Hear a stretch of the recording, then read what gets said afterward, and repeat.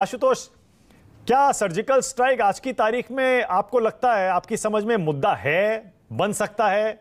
दिग्विजय सिंह ने वाकई कांग्रेस को नुकसान पहुंचाया है? क्योंकि ये अब इलेक्शन का साल है पूरा, 24 में अब एक साल बचा है, इस साल 10 इलेक्शन हो सकते हैं, 9-10। कुछ इसका असर होगा या आपको लगता है राहुल के आज के स्टैंड के बाद ये मुद्दा न्यूट्रलाइज हो जाएगा? आशुतोष देखिए मानक, ये दिग्विजय सिंह की कोई नई बात नहीं। दिग्विजय सिंह इस तरीके की बातें अक्सर करते रहे हैं और उन्होंने खुलकर कहा है, पार्टी के लाइन से अलग हटकर भी अपनी बातों को रखा है।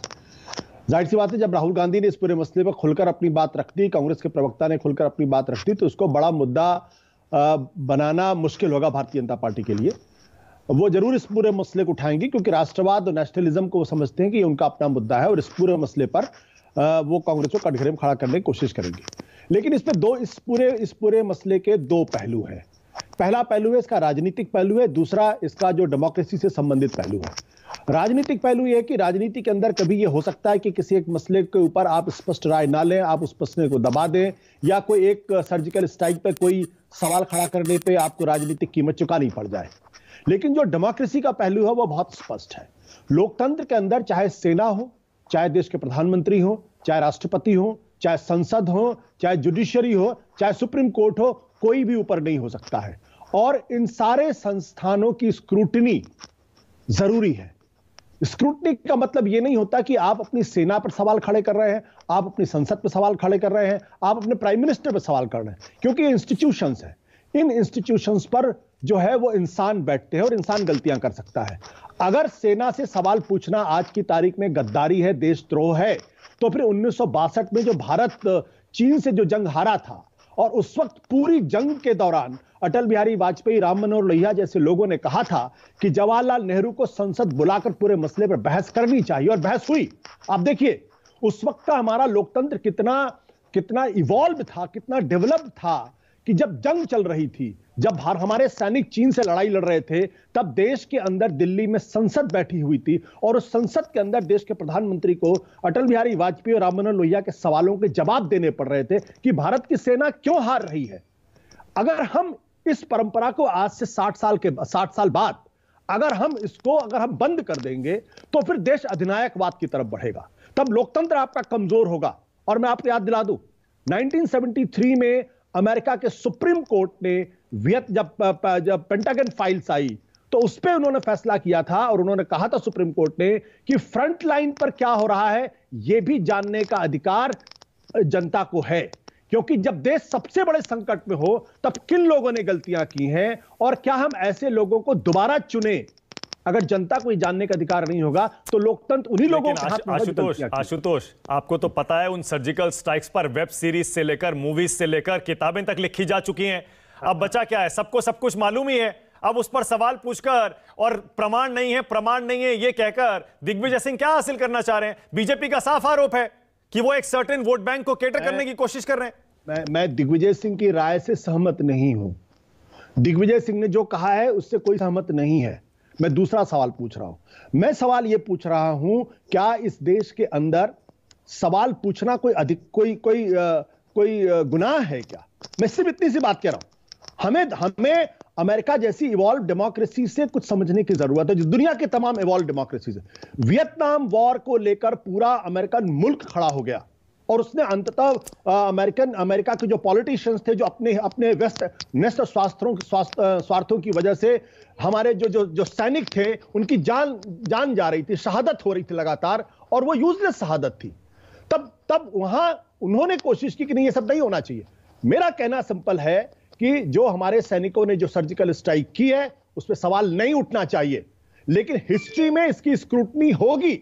आज नहीं, 50 साल बाद होगी। जैसे 1962 वॉर की स्क्रूटनी होती है, जैसे 1971 वॉर की स्क्रूटनी होती है, और यह स्क्रूटनी जरूरी है। हमारे बीच में 2 जनरल मौजूद हैं, वो अच्छी तरीके से जानते हैं कि क्यों समय समय पर स्क्रूटनी जरूरी है, सवाल पूछना जरूरी है। अब वो चार दीवालों के अंदर होती है या 4 दीवालों के बाद होती है। मेरा तो अपना मानना है कि ट्रांसपेरेंसी होनी चाहिए, लोगों को जानने का अधिकार होना चाहिए कि किस प्रधानमंत्री के कहने पर, किस रक्षा मंत्री के कहने पर, किस रक्षा चीफ के कहने पर हमारे शहीदों, हमारे जवानों की जानें गई और शहादत हुई। नहीं, लेकिन सर्जिकल स्ट्राइक में तो कोई शहादत नहीं हुई थी आशुतोष।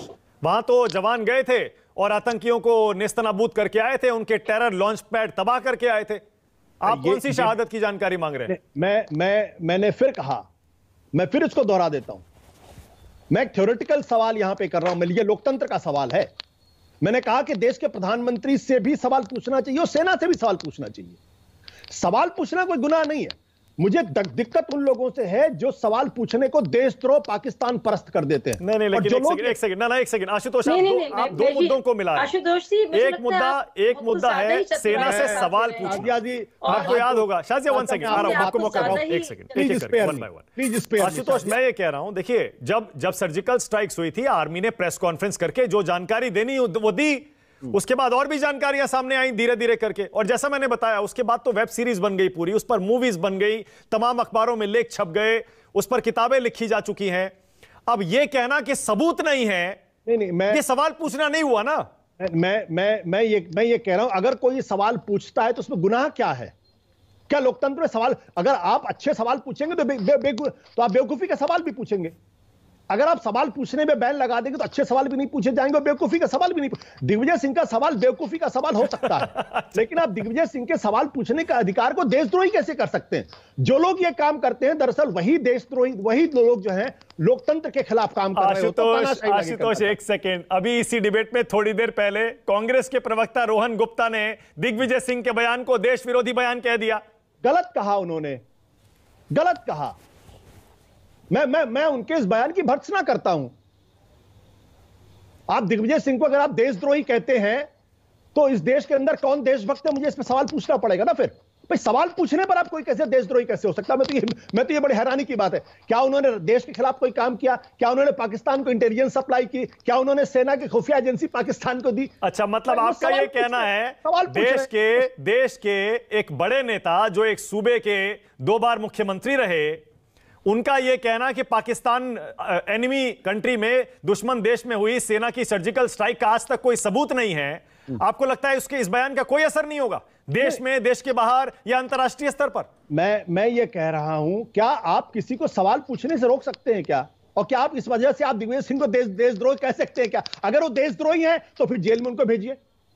नहीं, मैं आपसे पूछ रहा हूं, मेरा सवाल आपसे है, आपको क्या लगता है, आपकी समझ क्या कहती है इस बयान से? क्या पाकिस्तान के उस नैरेटिव को हिम्मत नहीं मिलती है कि कोई सर्जिकल स्ट्राइक नहीं हुई थी, पेड़ गिरा के चले आए थे? वो भी यहां ये भी कहा गया ना।